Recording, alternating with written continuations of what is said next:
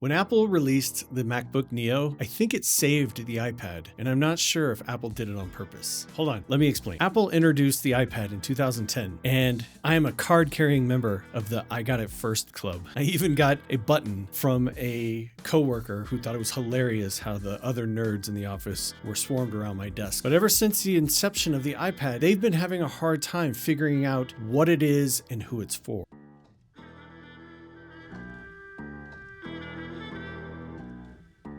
Hi, my name is Chris. Welcome to my channel. Now, normally my channel is about photography, but my profession is UX design. And as a UX designer, that's the lens I'm using today to look at the iPad and the MacBook Neo. Now, with the iPad, it has always had an identity problem. Apple never understands exactly how to place this.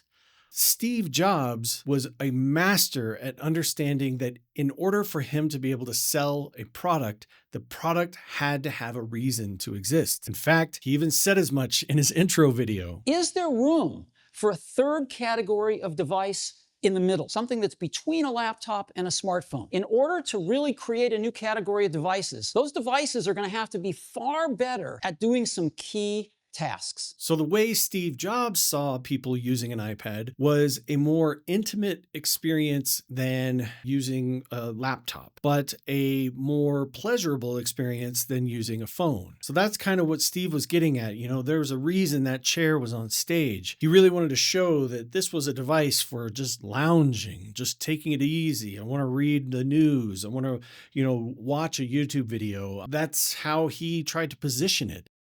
But then Apple changed that narrative a little bit when they introduced the iPad Pro. And when they came out with the iPad Pro, they introduced the keyboard and Apple Pencil. Now, I feel kind of strongly that they did this as an answer to the Microsoft Surface. When the Surface came out, it had positioned itself as an everything computer. And it had the kickstand and it had a keyboard that attached to it in an interesting, different way than a regular laptop. And I felt that Apple sort of knee-jerk reacted to this new device that was sort of in the same category as the iPad. I think Apple said, okay, we can do that as well, but they never said why. And then they continued to create this messaging around this could be a replacement for a computer when they ran their What's a Computer campaign. Hey, what you doing on your computer? What's a computer? And I think that really got people thinking, wow, this can be used in a totally different way. And when they did that, I feel like it was a pretty big misstep when they didn't have the OS to go along with it. I think Apple has been struggling with this ever since releasing the iPad Pro. And then Apple kind of went down a different road when they introduced their new iPad Pros that were super, super thin. They're really going for that. You're holding all this technology in a sheet of glass kind of look, which I'm completely on board with. I've seen sci-fi movies myself. I love the idea of having just a sheet of glass walking around doing crazy computing tasks. And then they ran that ad, which showed all the creativity of mankind smashed into this super thin iPad. I did not see it as Apple saying that it can replace people doing creative work. I think what they were really trying to say was you can do all this creative work on an iPad. Unfortunately, because of AI and because of the nature of the world right now, people really took offense to that ad. But by doing so, they got away from the idea of being a productivity device. I don't think that was the right step either. They were trying to say the iPad is for creatives only, or it was more tuned toward creative thinking.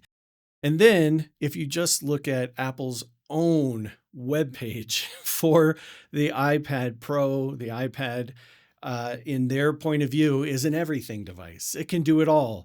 And as a user experience designer, let me explain how much that makes me cringe. Because so often business leaders at companies I've worked with, when I ask them who is the user for this, their answer is almost always everybody. It's not for everybody, and not every app and not every product is for everybody.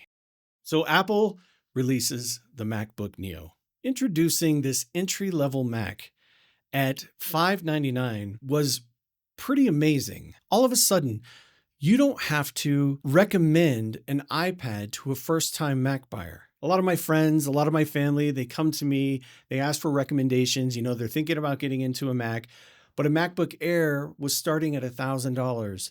I would often say you can look for refurbished or used models, but a lot of people were really curious about the iPad and they would ask me about the iPad. Yes, it's good, but you have to know how to set it up and then you have to know what you're doing with it. Editor Chris here. I was having some trouble sticking the landing on this, so I wanted to interrupt myself. There are a few gotchas when using the iPad as your only computer. I think the biggest one that people need to understand is that the iPad is tuned for performance and battery management. And that means things that you're trying to do in the background, like copying files from one location to another, could get killed if the performance of your foreground application is suffering from that background process. The other one is there is a Files app on iPad OS, but it's really rudimentary compared to Mac OS Finder or Windows Explorer. And the other part about iPad OS is the developer of the app can choose to have the default location of saving files in their own sandbox. The Files app cannot see into that sandbox. You just have to know which app you're using and where the app wants to save data. Anyway, back to it. Here's Apple's entry-level device. If you compare the MacBook Neo to an iPad Air plus keyboard plus pencil, all of a sudden the iPad Air is the more expensive option. If you really want to give someone an entry-level Mac where they have everything they need right out of the box, that is the MacBook Neo. And I think that's so important to be able to recommend a Macintosh with Mac OS to people as a first Mac computer. And in doing so, the iPad gets to be an iPad. Like all of a sudden, everybody can view the iPad on its own merits as a tablet, as this niche device. And believe me, it is niche. Me personally, I just made a video in November of last year about how I upgraded my whole system. I used to have a MacBook Pro, I had an iPad Pro, and I had a Mac Mini desktop. So what I decided to do was have a desktop set up with an M4 Studio, and then I got an iPad Pro. I inadvertently did what I think Apple is leaning into right now, which is my iPad is now a companion to my desktop. By separating them out and having a desktop that does desktop horsepower work and having an iPad that does thinking work has been wonderful.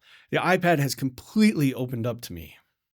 So the way I kind of want to close this out, Apple has not done a good job of explaining iPad's place. I know a lot of people probably feel like I tried an iPad, I tried it for a year or 2 years or 3 years or whatever, and it just never did anything for me. And I understand that. I completely understand that line of thinking. I've felt that way many times. I've had so many iPads since the original model. I had the first and the second version, and then I think I skipped a couple, and then I got another one, and then I got the iPad Pro, the very original iPad Pro. I've been trying to figure out how to use this thing since its release, and it wasn't until I did this whole technology stack upgrade that I finally figured out that the iPad does not need to be a Mac. I don't try to make it a Mac. I don't try to do anything on it that I know will be a frustrating experience. For example, I never have multiple windows open trying to do drag and drop between things like I do on my Mac because it's frustrating on an iPad. I can do it, but I don't. I would say once I started treating the iPad like this wholly other object, it's not a phone and it's not a computer, it's somewhere in between, I think I've just had way more fun with it. And I think the MacBook Neo did a lot of heavy lifting for Apple here. They can just say the iPad is an iPad, and if you know why you need it, then you know why you need it. So that's my take on it. That's how I'm reading the situation. I think the MacBook Neo is now its own thing. Apple's Mac OS has an entry-level device, and the iPad does not need to be the entry-level device. Okay, so anyway, if you liked it, please remember to give it a thumbs up. That always helps the channel. And of course, if you want to subscribe, I would love it. And as always, I thank you so much for watching, and I hope to see you in the next one. Thank you. Bye.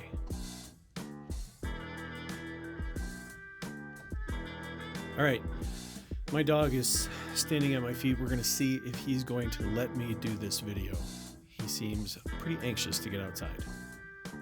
There's light. I have light leak.